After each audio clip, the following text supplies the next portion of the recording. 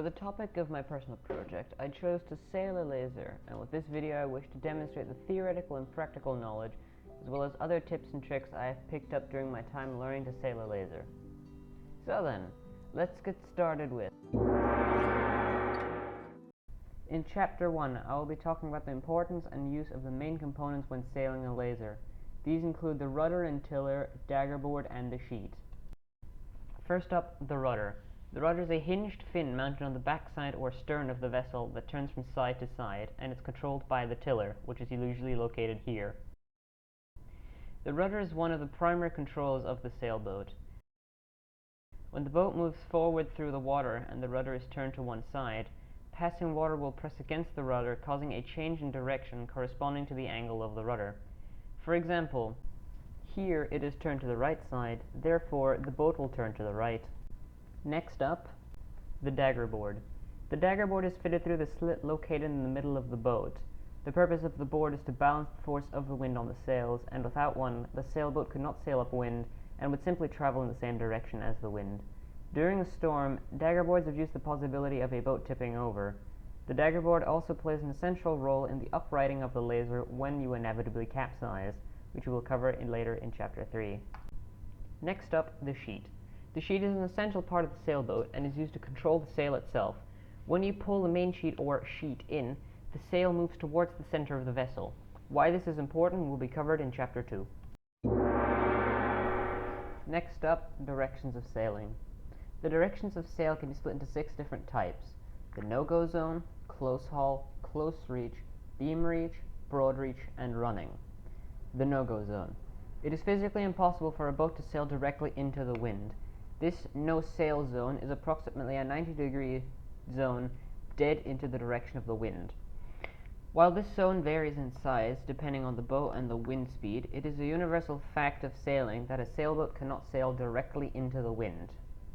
Close haul.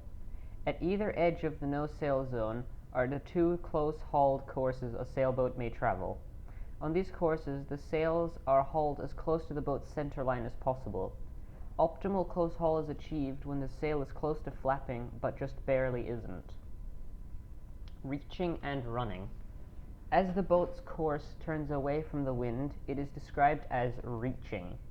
Reaching is the process by which the wind is coming across the boat.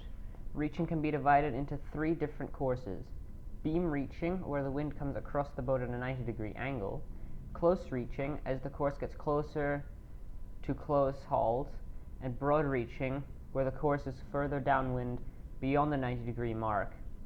If the boat is sailing directly downwind, the course is said to be running and the sail is fully open. Next up, tacking.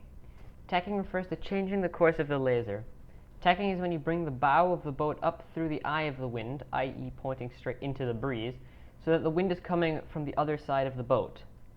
Tacking is considered the easiest method of turning. Assuming that you are reaching, slowly bring in the main sheet and gently push the tiller extension away from you. This will turn the boat up into the breeze.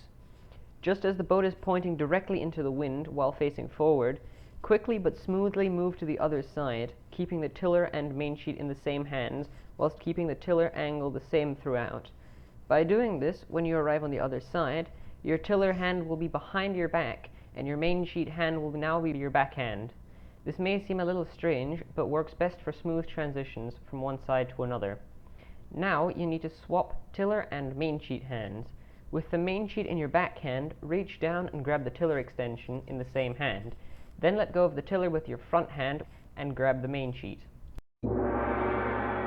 Next up, capsizing. When the boat inevitably does capsize and you fall into the water, the process to right the boat is very simple. To bring the boat upright again, you need to use the daggerboard. Make sure the daggerboard is completely down. Then place your feet against the side of the boat and your arms around the daggerboard. Keep this position until the boat slowly begins to come upright again. Alternatively, you can climb onto the daggerboard and right the boat that way, as is being shown in the video.